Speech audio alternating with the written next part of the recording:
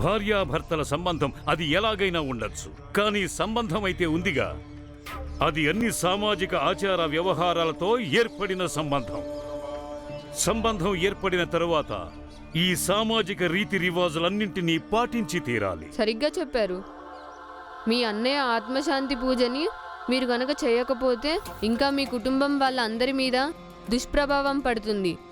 మీరు చెప్పేది నిజమే బాబు, కానీ వదిన అర్థం చేసుకోవటం లేదుగా. ఆవిడ అర్థం చేసుకోకపోతే మీరు అర్థం చేసుకోండి.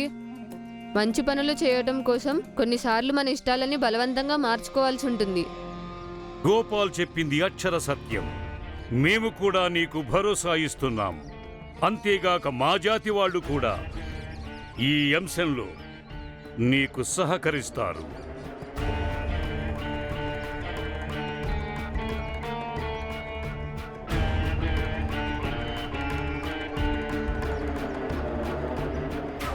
పదండి, మనమందరం కలిసి వాళ్లతో అంతిమ సంస్కారం ఆచారాల్ని పాటించమని మాట్లాడదాము. మరి వదిలేయచ్చు కదా. అసలు అక్కకి ఆ వ్యక్తితో ఎప్పుడూ ఎలాంటి సంబంధమే లేదు. ఇప్పుడు అతను చనిపోయిన తర్వాత ఈ ఆచారాలు పద్ధతులు తను ఆచరించనని చెప్తోంది. మరి ఆవిడ్ని ఎందుకు ఇబ్బంది పెడుతున్నారు మీరు? నువ్వు రామ్జీకి చాలా ఆప్తమిత్రుడు అనుకుంటా. రామ్జీ వాళ్ళ చెల్లెలతో నీకున్న సంబంధం ఏమిటి? నీకు మతి చెడిపోయిందా?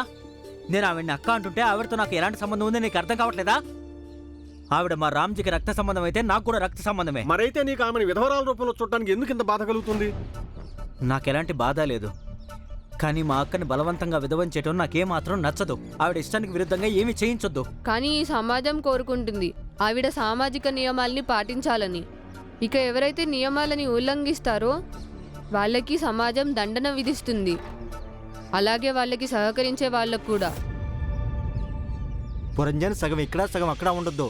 ఒకవేళ రామ్జీ ఇంకా అతని చెల్లెలు నీకు సరైనపిస్తే నువ్వు కూడా అక్కడికి వెళ్ళిపో.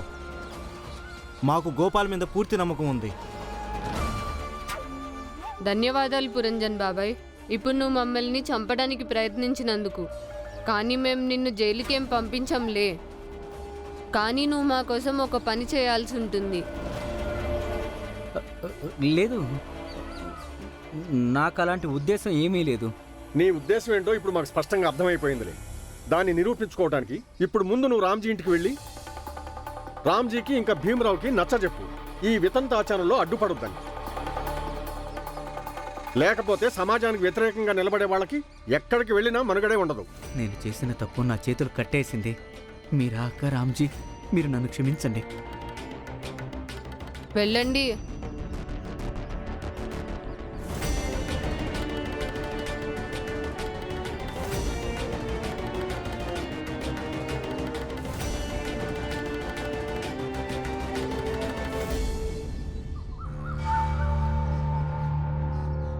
అత్తా, అత్తా, తలుపు తెరువు అత్తా.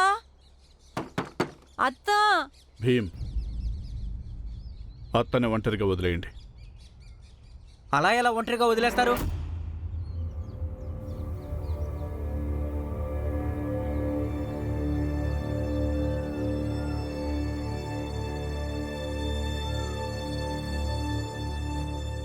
అలా ఎలా ఒంటరిగా వదిలేస్తారు? ఇది అనాదిగా ఈ సమాజంలో కొనసాగుతున్న ఆచారమే. దీన్ని నువ్వు ఎందుకు వ్యతిరేకిస్తున్నావు? చూడు పురంజన్, నువ్వు ఇప్పుడు వాళ్ళ తరపున నాకు నచ్చజెప్పడానికి వస్తే గనక నేనేమి వినను, నాకు చెప్పొద్దు. ఎందుకు వినవు నువ్వు?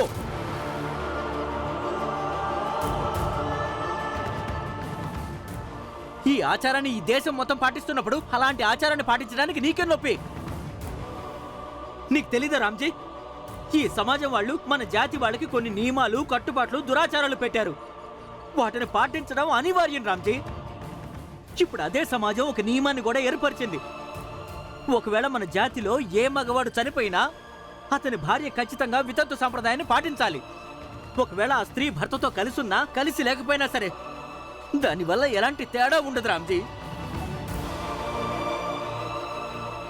ఇలా నియమాల్ని ఉల్లంఘించే వాళ్ళని సమాజం దండన విధిస్తుంది. అది నీకు తెలీదా? అలాగే దానికి సహకరించే వాళ్ళకు కూడా.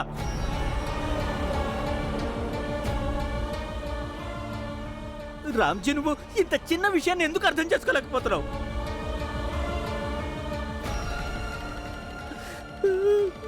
అర్థం చేసుకో పరిస్థితిని.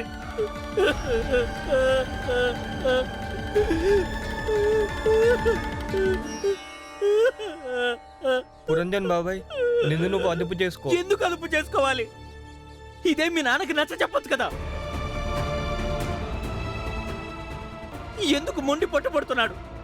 వాళ్ళు చెప్పిన దానికి ఎందుకు ఒప్పుకోవటం లేదు? వాళ్ళు చెప్పిన దాన్ని నేను ఒప్పుకోనంతే. ఒకవేళ ఈ నియమాన్ని సమాజం పెట్టుంటే ఆ సమాజం ఈ నియమాల్ని మార్చుకొని తీరాలి. సమాజాన్ని శాసించేంత దమ్ము నీకు లేదులే రామ్జీ. అందుకనే మేము నిన్ను శాసించడానికి వచ్చాం.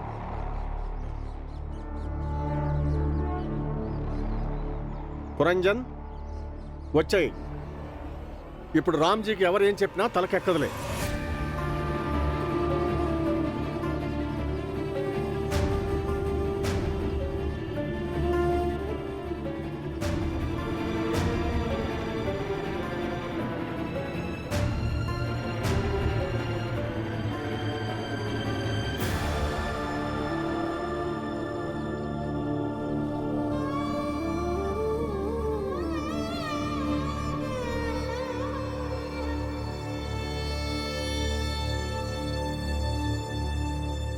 బాబాయ్, ఒక మాట చెప్పనా? మాకు మీ పద్ధతి కూడా సరి అనిపించటం లేదు. భీమ్ సరిగ్గానే అన్నాడు.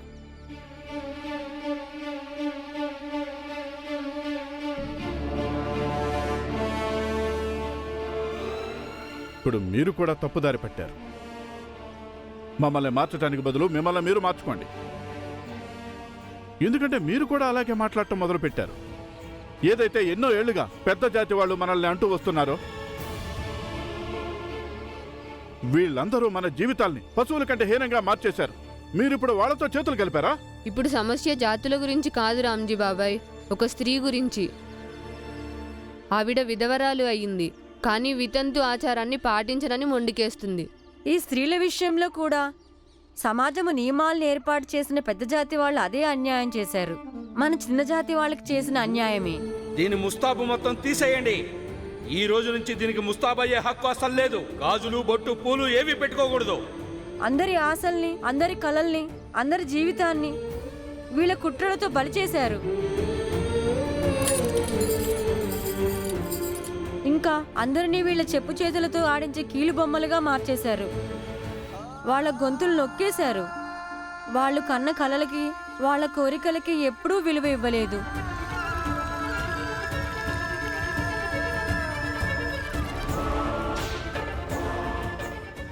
పైగా వాళ్ళ ఇష్టాలని వీళ్ళ మీద రుద్దుతూ వస్తున్నారు. రేపు దీనికి శిరోముండనం జరుగుతుంది. స్నానాధికాలు పూర్తి చేసుకొని విధి ప్రకారం పూజ చేయాల్సి ఉంటుంది. అప్పుడు సంకల్పం తీసుకుంటుంది, ఇక నుంచి సన్యాసి జీవితం గడుపుతానని. స్త్రీలని కూడా మనలాగా అణగదొక్కారు, బాధించారు, అలక్ష్యం చేశారు. అరరే ఆగు, దూరంగా ఉండు. మొగుణ్ణి ఎలాగో మింగేశావు, ఇప్పుడన్నా మమ్మల్ని సుఖంగా ఉండనివ్వు. వాళ్ళు పెద్ద జాతి వాళ్ళు, పెద్ద ఇంటికి చెందిన ఆడవాళ్ళైనా సరే. నేను స్వయంగా చూశాను. పెద్ద జాతి వాళ్ళు సొంత కూతుళ్ళు, కోడళ్ల పట్ల కూడా ఎంత కఠినంగా ప్రవర్తిస్తారు. దీని నోట్లో మండుతున్న నిప్పు కణికలు పోయండి.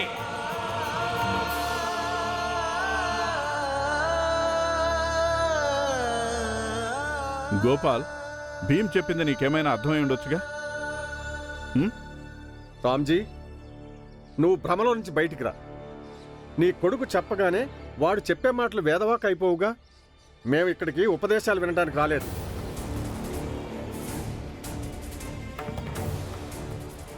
మీ చెల్లెలతో విధవరాలి విధిని పూర్తి చేయించి ఆ వ్యక్తిని విముక్తుని చేయండి. మా అత్త లాంటిది ఏమీ చేయదు. దయ ఉంచి మీరు ఇక్కడి నుంచి వెళ్ళిపోండి.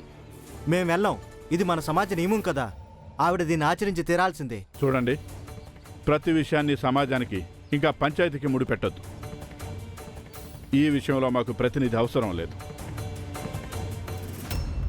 ఎందుకు అవసరం లేదు? ఇంకా దీన్ని సమాజానికి, పంచాయతీకి ఎందుకు ముడిపెట్టొద్దు? ఈ జీవితాలతో ముడిపడున్న ఆచారాల వ్యవహారాల్ని మనం పాటించకపోతే అప్పుడు మన సమాజం ఎలా ముందుకెళ్తుంది? మనం ఎలా జీవిస్తాము? మీకు ఏదైతే చెప్తున్నామో అది ఒప్పుకోకపోతే పంచాయతీ పెట్టాల్సి వస్తుంది. మనం అక్కడికి ఎలా వెళ్ళాలి? ఈ విషయం మీద ఇప్పుడు మనం ఆలోచించాల్సి ఉంది. చెప్పండి, మనందరం ఇప్పుడు మౌనంగా ఉందామా, లేక ఆ విషయానికి ప్రతీకారం తీర్చుకుందామా? ఆ భీమరావు మన జాతికి చెందిన ఒక విధవరాలికి అండగా నిలబడి మన ధార్మిక ఆచారాల్ని మట్టిలో గలిపేశాడు. ఒకవేళ మీ వాళ్ళే నీళ్ళు ఇచ్చారనుకో, అప్పుడు నీళ్ళు ఇవ్వటానికి నేను రాను, లేకపోతే వస్తాను, ప్రతిరోజు వస్తాను. అప్పుడు నన్ను అనొద్దు, నేను మీ స్వవిషయాలు కల్పించుకుంటున్నానని. నేను ఇచ్చిన ఈ పుస్తకాన్ని అక్క చదివింది, దానితో కాసేపు తన వాస్తవ్యాన్ని మర్చిపోయింది. దీంట్లో తప్పేముంది? బహుశా అందుకే భగవంతుడు మీ అందరికీ ఈ అవకాశాన్ని కల్పించాడు. ఆ సమయంలో ఘోర పాపం జరిగింది, అది మీ అందరి వల్ల. ఆ పాపం నుంచి మీరందరూ విముక్తులవ్వటానికి.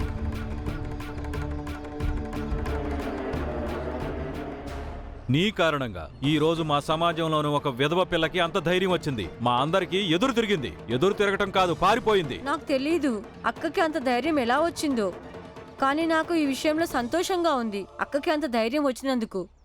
దానికోసం మనం భీమరావు మేనత్తతో ఆ కర్మకాండలన్నీ చేయించి తీరాలి. ఏవైతే ఒక విధవరాలు చేస్తుందో, ఏదైతే మన ధర్మశాస్త్రాల్లో రాసుందో. సోదరులారా, స్వామీజీ ఇంకా సిద్ధాంతి గారు అక్షర సత్యం చెప్పారు. మనకి మంచి అవకాశం దక్కింది పాత తప్పులన్నింటినీ సరిచేసుకోవడానికి. పదండి అందరూ.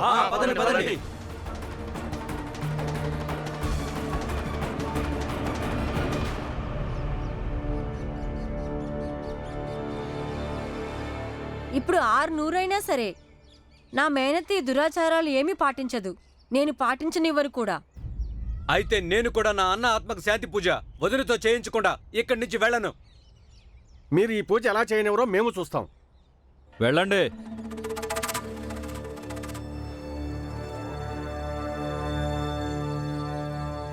మీరందరూ అలా నిలబడి చూస్తారేంటి? తలుపులు బద్దలు కొట్టండి.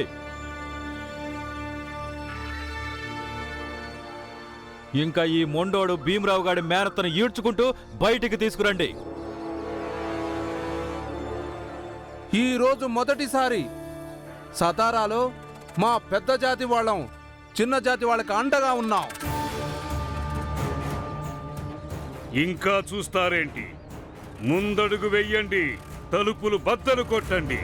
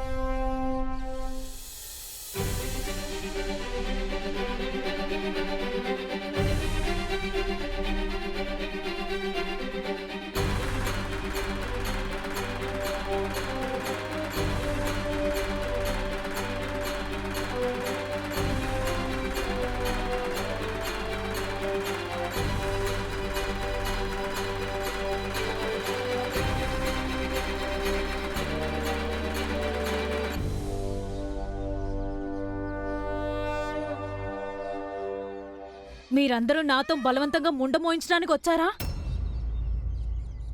ఇప్పుడు మీరందరూ ఏ హక్కుతో ఇక్కడికొచ్చి నిలబడ్డారు? మరి గ్రామంలో కలరా, ప్లేగు లాంటి అంటువ్యాధులు వ్యాపించినప్పుడు అప్పుడు ఎందుకు కలిసి నిలబడలేదు రెండు జాతులు? అదే ఈ రోజు ఒక ఆడదాని గాజులు బొట్టు తీసేయాలనేసరికి అందరూ ఒకటైపోయారా? అది కూడా తలా తోక తెలియకుండా ముందుకొచ్చారు. నా విషయంలో ఏం జరిగిందో తెలుసా?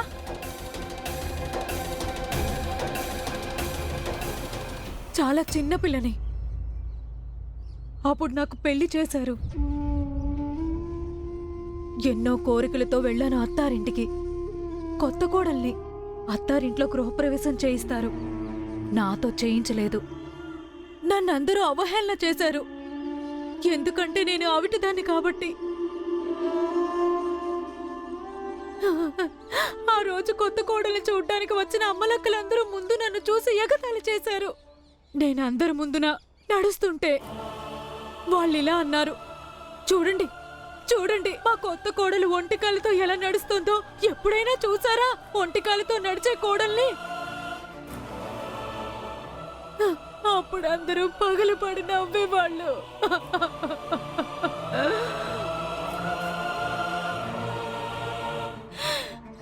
నేను బాధతో ఏడ్చేదాన్ని.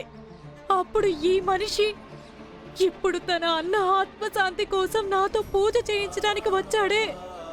ఈ మనిషి నన్ను కొట్టేవాడు, నన్ను తిట్టేవాడు. తన అన్న అదృష్టం బాగోక నేను అతనికి దొరికానని అనేవాడు. నేను ఏడుస్తూ ఉండేదాన్ని.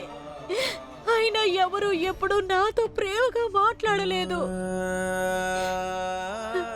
ఇక ఒక రోజున నన్ను నిర్దాక్షిణ్యంగా ఇంట్లోంచి బయటకు గెంటేశారు. అత్తారింట్లో ఉన్న సంబంధాలన్నీ ఎప్పుడో కాలగర్భంలో కలిసిపోయినాయి. ఒకవేళ మా అన్న వదులు లేకపోయి ఉంటే నేను అసలు బ్రతుకుండేదాన్ని కాదు. ఇంకా ఈ పిల్లలు లేకపోతే నా బ్రతుకు అసలు అర్థం ఉండేదే కాదు.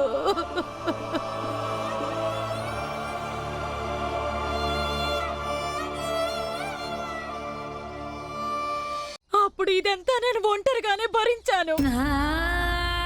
అందుకని ఏ వ్యక్తికి ఏ సమాజానికి అసలు హక్కు లేదు నాకు ఇది చెప్పడానికి. నేను ఇప్పుడు ఏం చెయ్యాలో ఏం చెయ్యకూడదో మీలో ఏ ఒక్కరైనా వచ్చారా? నన్ను ఆవిటిదాన్ని అని చెప్పి అందరూ ఎగతాళి చేసి నవ్వినప్పుడు మీలో ఎవరూ రాలేదు. నా అత్తారింటి వాళ్ళు నన్ను కొట్టి తిట్టి మెడపెట్టి బయటికి గెంటినప్పుడు మీలో ఏ ఒక్కరైనా వచ్చారా? నా భర్త నన్ను తన భార్యగా అందరి ముందు ఒప్పుకోనని తెగేసి చెప్పినప్పుడు అప్పుడు మీరు నాకు నా హక్కులు ఎందుకు ఇప్పించలేదు? ఇప్పుడు ఏ హక్కుతో నన్ను అడగడానికి వచ్చారు మీరందరూ? అందరూ వెళ్ళిపోండి ఇక్కడి నుంచి, వెళ్ళిపోండి ఇక్కడి నుంచి. కర్మ ఒక ఎత్తు, అలాగే భావన ఒక ఎత్తు. ఈ కోపం, ఈ ఆక్రోశం పూర్తిగా న్యాయమైనవే అయినా కూడా నీ ధర్మాన్ని నువ్వు పాటించాలిగా. ఇది కాదనలేని సత్యం. అతను నీ భర్త అన్నది.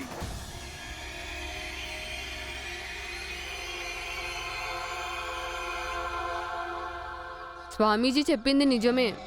పాపం పెద్దమ్మ బలహీన పడినట్టుంది. భర్త మరణ వార్త ఈవిడ తట్టుకోలేకపోతున్నట్టుంది. ఇక ఇలాంటి సంకట స్థితిలో మనందరి కర్తవ్యం అవుతుంది కాస్త బలవంతం చేసైనా సరే ఈవిడతో ఈవిడ కర్తవ్యాన్ని పూర్తి చేయించటం.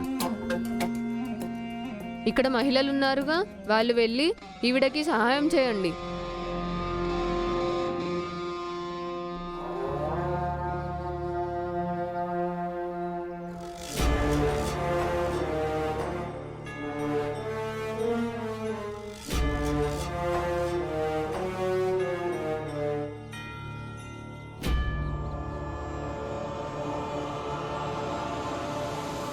జాగ్రత్త, జాగ్రత్త. ముందుకొస్తే మీ ప్రాణాలు తీస్తాను, లేదా నా ప్రాణాలు తీసుకుంటాను. కానీ ఆ మనిషి ఆత్మశాంతి కోసం నేను ఎలాంటి పూజ చెయ్యను.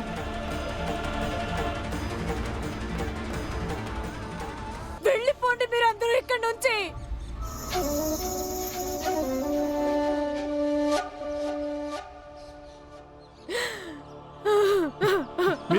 అత్త, మీరా?